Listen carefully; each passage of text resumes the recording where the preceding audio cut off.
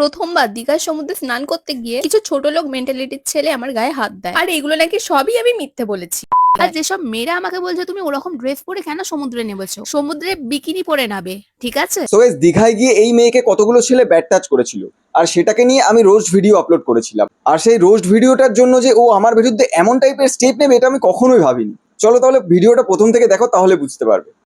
আমি মিথ্যে বলেছিলাম না সত্যি, সেই সবই এই ভিডিওর মাধ্যমে তোমাদের সাথে আজকে শেয়ার করব। বাহ বাহ বাহ বাহ, মানে মিথ্যে বলেছিলে নাকি সত্যি? তার জন্য আবার একটা নতুন এপিসোড। বাঞ্চোতটা ফেসবুকের ভিডিও দেখছি নাকি বাটা বাংলা সিরিয়াল দেখছি, ধরতেই পারবে না। কলকাতায় যা গরম পড়েছে, গরমের ছুটিতে আহা, আরে কলকাতায় গরম পড়েছে ঠিক আছে, কিন্তু আমাকে গরম করে মানে আমাদের এখানে গরম ফেলানোর খুব দরকার ছিল। সোশ্যাল মিডিয়ায় এইসব বলে, হ্যাঁ এইসব বলে বাবারে কি দেখে ফেললাম বড়। আমি জাস্ট বলেছি যে আমি ওখানে স্নান করতে গিয়ে আমার সাথে ওরকম ঘটনা ঘটেছে। আর আমি একটা মেয়ে হয়ে কেন এই ধরনের কথা বলবো সোশ্যাল মিডিয়ায় এসে? তোমাদের কোনো সেন্স নেই? ভাই আমি একটা জিনিস বুঝি না, কিছু কিছু মেয়ে ভাই কিছু কিছু ক্ষেত্রে দাবি করে যে একটা ছেলে আর একটা মেয়ে সমান, ছেলেরাও যে কাজ করে মেয়েরাও সে কাজ করে, আবার কিছু কিছু ক্ষেত্রে ঠিক ওইসব মেয়েগুলোই মেয়ে সেজে অ্যাডভান্টেজ নিতে যাবে। আমি বুঝি না ভাই, আলটিমেটলি তোরা কি চাস? यही नहीं अभी और सुनिए। আমার খুবই খারাপ লাগছে এটা দেখে। সমাজে এমনও কিছু ছোট লোক মেন্টালিটির মানুষ রয়েছে যারা ভাবছে আমি মিথ্যা কথা বলেছি। আসলে কেসটা হয়ে গেছে কি বলো তো, সারা বছর ধরে ন্যাকামি করার পর যখন একটা সত্যি ঘটনা নিয়ে তুমি সত্যি সত্যি কেঁদে ভিডিও বানাবে, মানুষ কেউ সিরিয়াসই নেবে না। মানে সারা বছর তো ন্যাকামি করো, বুঝতে পারলে? আর আজকের ভিডিওটা হয়তো সত্যি তোমার, কিন্তু কেউ সিরিয়াস নিচ্ছেই না।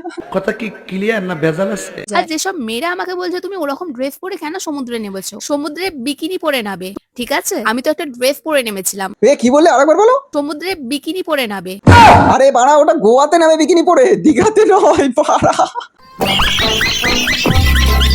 দেখো আমরা গণতান্ত্রিক দেশে বাস করি, যে যা ইচ্ছা তাই করবে, তাতে আমাদের কোনো সমস্যা নেই, কিন্তু ব্যাপারটা হচ্ছে যেখানে যেমন মানানসই সেখানে তেমন ভাবে তো মানিয়ে চলতে হয়, তাই না? তুমি যদি দীঘায় পাড়া বিকিনি পরে ঘুরে বেড়াও, তাহলে ভাবো মানুষ তোমাকে কি নজরে দেখবে।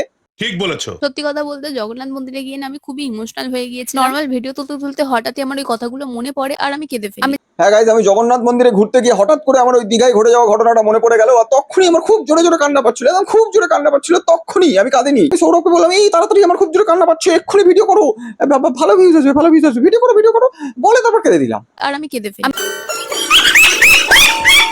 আর যারা আমার চোখের জলটাকে অ্যাক্টিং ভাবছো, just shame on you guys. হ্যাঁ অ্যাক্টিং ভাবছো চোখের জলকে, হ্যাঁ জাস্ট শেম অন ইউ বাড়া। বাড়া বলিনি গাইজ, গাইজ এমন মোমেন্টে করে যখন একটা বড় ঢেউ আসে আর সেই ঢেউতে আমি পড়ে যাই। আরে বাড়া ওসব দিকের কথা বাদ দাও, তুমি আগে এটা বলো, এই যে তোমার বয়ফ্রেন্ড তোমাকে দিনরাত ভিডিও করে দেয় আর তুমি শুধু ভিডিও আপলোড করে যাও, ঠিক আছে? মানে তোমার বড়ের কাজই হচ্ছে তোমাকে সেই নিয়ে শুধু ভিডিও করা, ঠিক আছে? বলছি আমার একটা লাইন করা যাবে না এরকম? মানে তোমার কোনো বান্ধবী থাকলে, তোমার সাথে না, বান্ধবী থাকলে আমি শুধু তারটা খাইয়ে দেবো, ঘুরিয়ে দেবো, ফিরিয়ে দেবো, করে দেবো মাঝে মধ্যে, ভিডিও করে দেবো। আমি শুধু তার সাথে থাকবো, প্রেম করবো, ওরও ভিডিও করবে, পয়সা হবে না? একটু ম্যানেজ করা যাবে না? দেখো না একটা লাইন হয় কি।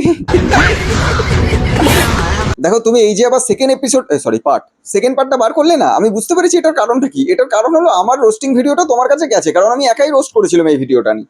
আর সেই ভিডিওর কমেন্ট বক্স দেখে তোমার মাথা খারাপ হয়ে গেছে, কারণ ওখানে বেশিরভাগ কমেন্ট সবাই করেছে যে তুমি নাকি ন্যাকামি করছো। তুমি তো আগে থেকে ন্যাকামি করে এসছো, মানে সত্যি ঘটনা নিয়ে যে ভিডিওটা করেছো সেটাকে মানুষ ন্যাকামি হিসেবেই নিচ্ছে। এবার আমার কাছে কথা হচ্ছে, দেখো এরকম তোমার সাথে যে ঘটেছে এটা কতটা সত্যি কতটা মিথ্যা আমি জানি না, কিন্তু তোমার মতো ঘটনায় কিন্তু আরো অনেকের সঙ্গে দীঘায় ঘটে। ঠিক বলেছো। যেটা হয়ে গেছে সেটাকে নিয়ে বেশি মানে বেশি পার্ট না আবার করাই ভালো। হোয়াটএভার, যাই হোক তোমার সাথে যেটা ঘটেছে খুবই খারাপ ঘটেছে, এরকম যেন আর কারোর সাথে না ঘটে। এবার আমি রোস্টিং ভিডিওর মাধ্যমে একটুখানি কমেডি ওয়েতে সেই বিষয়টাকে তুলে ধরেছি, কিন্তু আলটিমেটলি আমি সেখানে তোমাকে অপমান একদমই করি না। আমি তোমাকে বোঝাতে চেয়েছি যে যেটা তোমার সাথে ঘটেছে ওটা ন্যাকামি কিনা আমি জানি না, কিন্তু ওটা বাস্তব, ঘটনাটা বাস্তব, এটাই হচ্ছে মেন বক্তব্য। কথা কি ক্লিয়ার না ভেজাল আছে? আশা করি বুঝতে পেরেছো। Thank you so much. আর তোমার কি মতামত, তোমার না তোমাকে বলছি না কিছু করতে, তোমাদের কি মতামত কমেন্ট বক্সে অবশ্যই জানাবে। আরে সেকেন্ড অধ্যায় আর জানি না কত অধ্যায় বেরোবে, পারা মনে হচ্ছে বাংলা সিরিয়াল দেখছি পারা।